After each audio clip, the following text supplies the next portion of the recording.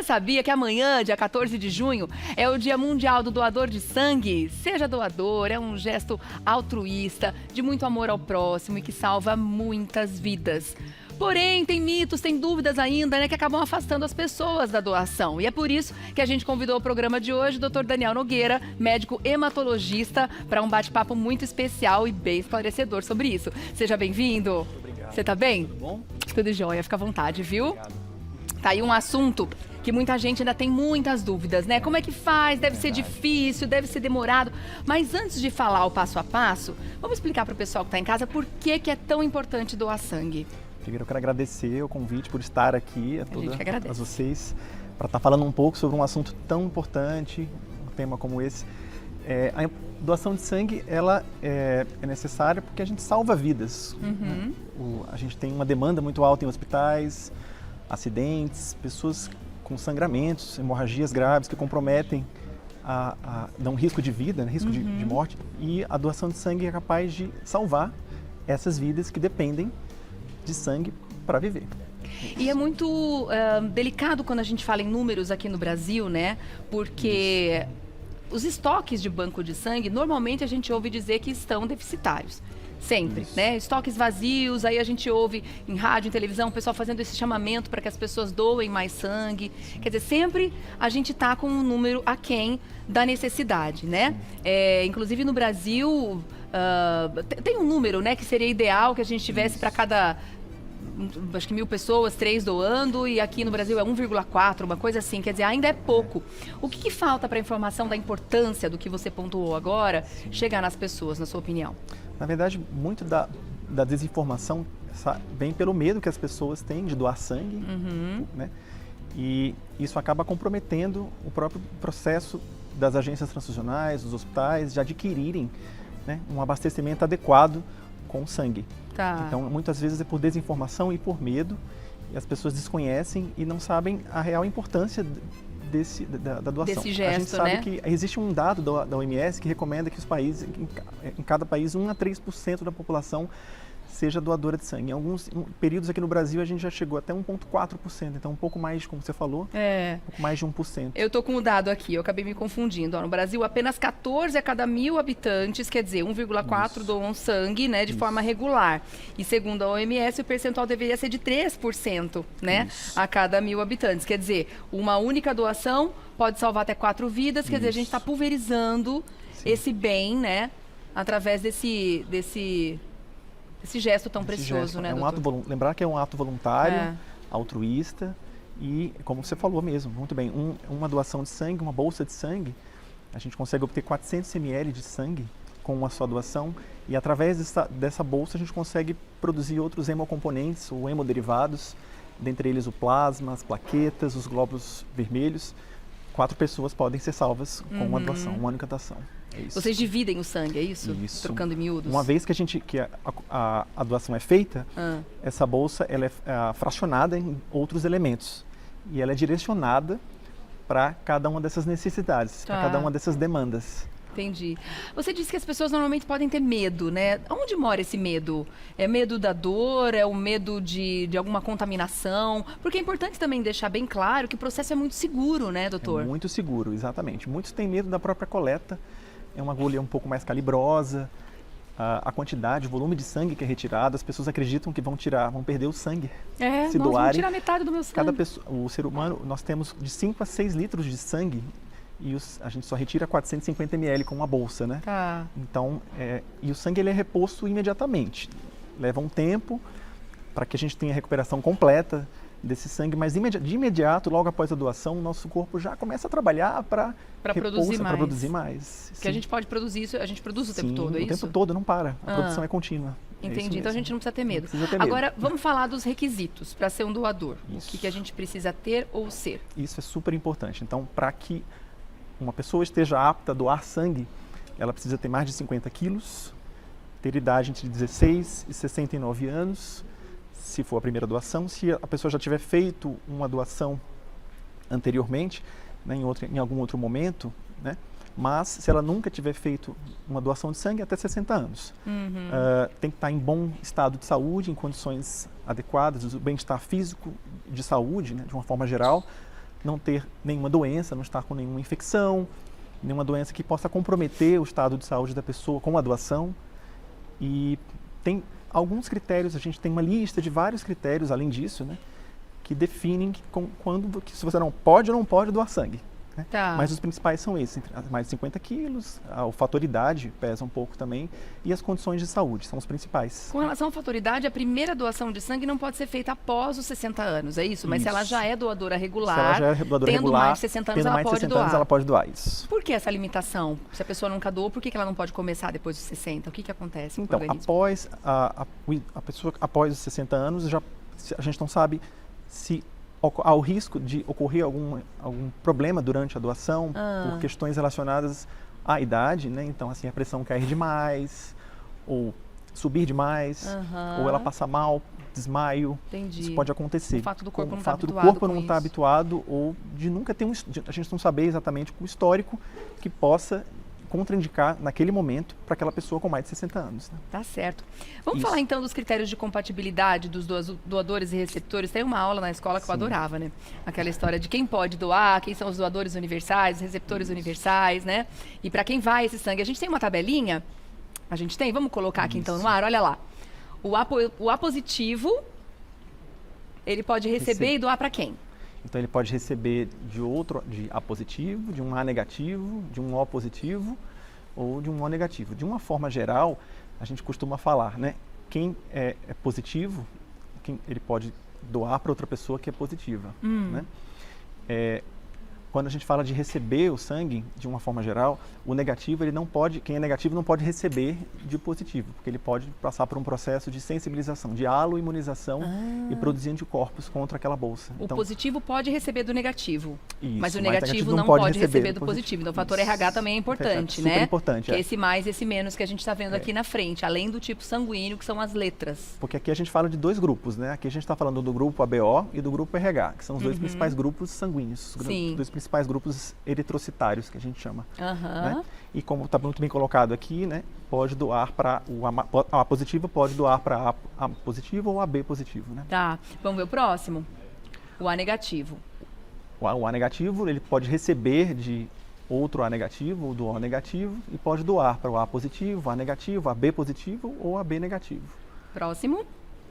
Já AB o AB positivo. positivo, ele pode receber do A positivo, do A negativo, do B positivo, B negativo, AB positivo ou negativo, O positivo ou negativo. E pode resumindo, ele é um receptor universal. É isso que eu queria falar. Todos os sangues. Essa é a informação mais importante. Então, do AB é o dado mais importante. Quem é sendo AB? positivo. Sendo positivo. Tá. Isso. E ele pode doar para outro AB positivo. Então, restringe um pouco o critério de doação para quem é AB positivo, né? Tá. Próximo. E o negativo? Já o AB negativo, ele pode receber do A negativo, do B negativo, do AB negativo, do O negativo e pode doar para o AB positivo ou AB negativo. Ok. Isso o mesmo. Próximo é o B positivo. O B positivo pode receber do B positivo ou negativo, O positivo ou negativo. E pode doar para o B positivo ou AB positivo. O que mais? O B negativo. O B negativo ele pode receber do B negativo, do O negativo e pode doar para o B positivo, B negativo, AB positivo, AB negativo. Próximo, O positivo. O O positivo ele pode receber do O positivo ou negativo, então ele só pode receber de um outro O, seja ele positivo ou negativo, e pode doar para o A, B positivo, AB positivo e O positivo.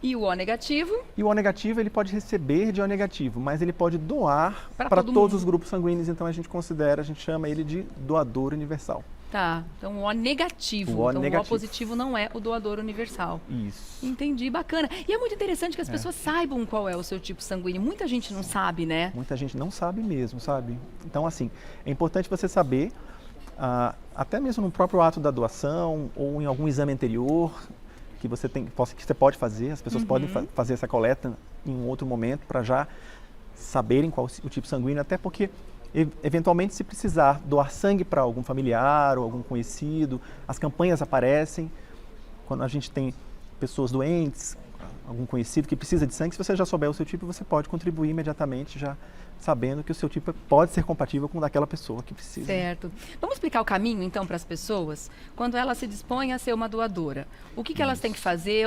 Assim, tirando as campanhas de doação de sangue, que existem postos volantes em alguns lugares diferentes, mas a pessoa que quer começar a doar regularmente, qual é o caminho que ela vai ter que fazer? Então, em um primeiro momento, essa pessoa vai procurar um banco de sangue, ou uma agência transfusional, um órgão responsável por essa captação. Ela se dirige a esse local e ela é submetida a uma triagem. É feita uma triagem inicial, uma entrevista. Nessa entrevista, ela vai passar algumas informações sobre o histórico de saúde, sobre medicamentos que utiliza, doações anteriores, se entende qual a função de ela estar ali, qual é a importância dela estar ali. Em uma outra etapa, um terceiro momento, ela vai doar o sangue. Ela é conduzida para a doação. Então é retirada uma quantidade, um volume de 450 ml em média, tá? Isso pode variar um pouco, mas em média 450 ml de sangue total, que a gente chama sangue total. E é importante que ela esteja em boas condições físicas, esteja bem alimentada, não tenha ingerido álcool nas últimas 12 horas, nem tenha fumado também nesse período. Tenha dormido bem também, o sono é super importante. E após a doação, ela deve fazer uma boa refeição, se alimentar e permanecer em repouso se for alguém que tenha que lidar com máquinas pesadas, alguma profissão de risco que a gente fala, pilotos, por exemplo. Que pode dar alguma tontura. Pode dar tontura, então tem que passar pelo menos 24 horas em repouso, né, após a doação. Essa bolsa ela é conduzida, ela é levada para os estoques, onde ela vai passar por um processamento. Nesse processamento é que ela é fracionada nos elementos do sangue, né, que seriam os glóbulos vermelhos, o plasma, as plaquetas. E essa bolsa ela vai ser estocada, ela vai para os estoques. Ela pode ser conduzida de acordo com a necessidade, né? Ela é distribuída para os hospitais. O Ministério da Saúde recomenda e o governo do estado tem esses mecanismos para que essa bolsa seja bem direcionada para o lugar que mais precisa. Então são bancos de sangue que fazem a coleta. Bancos não adianta a gente procurar um hospital e falar quero doar sangue, não é esse o caminho. Existem hospitais que têm bancos de sangue. Os hospitais têm bancos de sangue apropriados, que é a organização que faz isso, é a estrutura hospitalar que promove isso, a captação e a extração do sangue, né? Onde é feita a doação do sangue. Os hospitais, em geral, normalmente têm bancos de sangue ou as agências transfusionais. Então, Agora, você falou dessa primeira entrevista, né? Essa primeira conversa que a pessoa vai ter com um profissional da saúde. Nessa entrevista, a pessoa já tem algumas notas de corte ali, que a pessoa já pode ser desclassificada, podemos chamar assim, para essa função, né? Quais restrições são essas? Eu sei que tem uma restrição relacionada a tatuagens recentes e algumas outras situações, né, doutor? Existem diversas situações. Então, a gente chama de critérios de aptidão ou inaptidão. Aquela pessoa pode ser apta a doar sangue ou ela pode ser inapta, né? Se ela tiver algum dos critérios que contraindiquem a doação de sangue, ela vai ser considerada inapta. Então a tatuagem, como você falou agora há pouco tempo, se ela tiver feito a tatuagem em algum local seguro, né, o tempo, ela pode doar, ela tem 6 meses, a gente considera 6 meses o tempo, para que ela, né, possa voltar a doar sangue. O diabético, né, principalmente o diabético dependente de insulina. O diabético não pode doar sangue, né, que depende de insulina, porque a doação pode desencadear alguns efeitos cardiovasculares, a pressão pode cair muito, o coração pode acelerar, ela pode ficar taquicárdica e isso aumentar o risco de alguns problemas cardíacos. Então, tem que evitar também. Tem uma lista de doenças também. Doenças também. Vamos falar sobre isso. Então, as doenças que podem ser transmitidas pelo sangue, como hepatite B, hepatite C, HIV. Então, são doenças que contraindicam. Se a pessoa já é sabidamente portadora de alguma dessas doenças, ela já é considerada inapta, ela não pode doar sangue. Quem teve dengue pode doar? Dengue pode doar. Pode? Boa pergunta. Inclusive, a dengue tem sido um tema bastante discutido na epidemia atual, né? Que a gente praticamente viveu e está vivendo ainda. Sim. Mas o tempo de inaptidão é de 4 semanas, né? Que a gente considera para... Isso para qualquer outra contaminação viral também? Se você teve um resfriado, se teve uma gripe? Isso varia um pouco. Boa pergunta. Para a gripe, né, a gente considera de 48 horas a 7 dias, né, mas em 48 horas a gente já autoriza após a cura dos sintomas. Então, seriam 48 horas após a recuperação total dos sintomas da gripe. Para a Covid, a gente considera 7 dias. Então, é importante falar também infecção por coronavírus, né? seria 7 dias o tempo de inaptidão. E as outras doenças virais que podem ter recuperação completa e não causam nenhum tipo de infecção crônica, né, como essas que a gente comentou. Tá. Isso a gente também pode permitir a doação de sangue nessas situações, desde que respeitados esses prazos. Pessoas hipertensas, cardíacas, também as E aí entram as outras doenças. Isso. As doenças cardiovasculares, doenças crônicas do fígado, pessoas portadoras de insuficiência renal crônica, condições que podem prejudicar o estado de saúde por aquela doença se ela doar sangue. Sim. Então a doação pode acabar prejudicando o estado de saúde se ela for submetida a uma doação. Né? Tá certo. Agora, só para finalizar esse caminho do sangue, depois que ele é coletado, ele vai ser dividido, né, como você falou, mas antes ele passa por uma análise. Porque essa análise não é feita antes da coleta, né, para algumas doenças. Não. Pois é, muitas vezes as pessoas que vão passar por essa entrevista, que vão doar sangue, né, de uma forma voluntária, altruísta, não sabem que são portadoras de uma dessas infecções, inclusive. Sim. Por exemplo, HIV, hepatite C crônica, né, que é o HCV. E após a doação, essa bolsa ela é submetida a testes. Então, são feitos os testes de compatibilidade, os testes imunohematológicos e testes de compatibilidade para confirmar se aquela bolsa realmente é compatível e se aquele é o tipo sanguíneo que o doador disse que era. Porque muitas vezes ele não sabe. Sim. Ele acha que sabe, enfim. Então, os testes devem ser feitos sempre na bolsa e também testes para verificar se há contaminação por algum desses vírus. Atualmente, a gente tem alguns testes. A gente tem uma tecnologia, né, que a gente chama de NAT, né, que é uma amplificação viral que permite saber se naquela bolsa a gente tem algum vírus, como hepatite C, a HIV. Isso permite reduzir a janela imunológica, ou seja, a gente tem menos tempo, né, para poder trabalhar com aquela. A gente sabe que dá para usar essa bolsa para ser doada.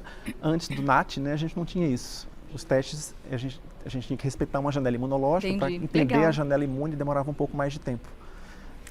Que joia, né? Bom a gente passar essa informação, porque para a gente ver como o processo é seguro, né? Para a pessoa que vai receber o sangue também, né? Bastante seguro. Os familiares ficarem tranquilos de que o processo, né, é seguro e que os profissionais da saúde fazem de tudo para tornar isso o mais seguro possível. Então, quero agradecer, obrigada, viu? Ao Dr. Daniel Nogueira, que é médico hematologista, esteve com a gente. E eu quero chamar agora um VTzinho, porque, claro, a gente está aí nesse momento fazendo essas campanhas de conscientização. Justamente para abrir os olhos das pessoas, né? Inclusive, amanhã a Fundação ProSangue vai promover diversas atividades especiais. A gente vai assistir agora ao convite da doutora Bruna Ozenda. Roda aí.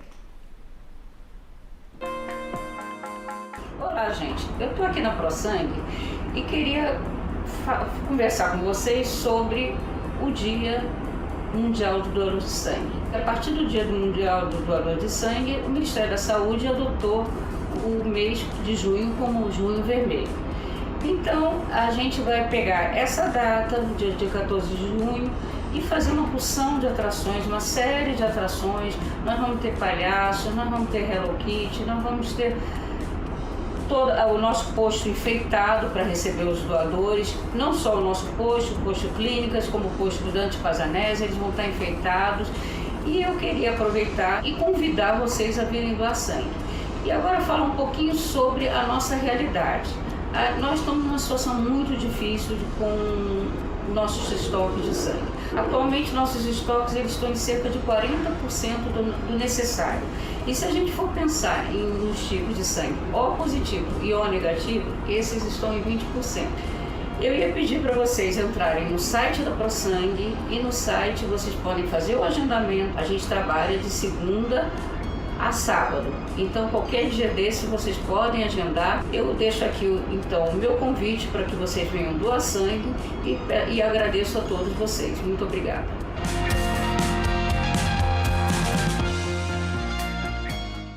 De corpo mesmo. Muito obrigada, doutora Bruna Ozenda. Outras informações você encontra no site prosangue.sp.gov.br. E a gente estava aqui durante o VT, né, doutor, falando sobre justamente essas contraindicações para doação, né? Sim. Que muitas vezes a pessoa não sabe que tem uma doença e acaba num achado de exame, encontra ali um reagente de alguma infecção viral que teve e que impede que a pessoa faça a doação, por mais que ela queira, né? Por mais que ela queira doar, e a vontade é grande, infelizmente a gente não pode aceitar. Exato.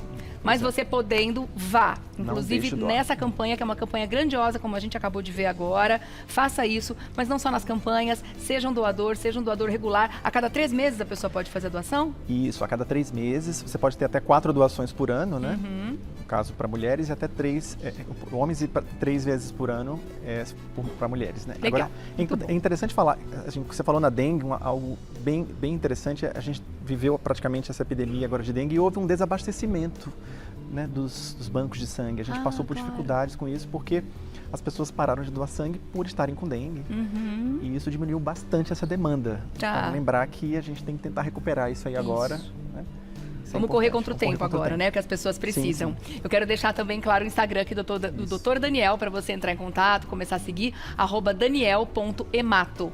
@daniel.emato. Meu querido, obrigada, viu? Eu que agradeço. Foi ótimo te conhecer, prazer foi nosso. Volte sempre, viu? Obrigada. Obrigado. Muito bom, que papo ótimo, super esclarecedor, uma verdadeira aula de doação de sangue.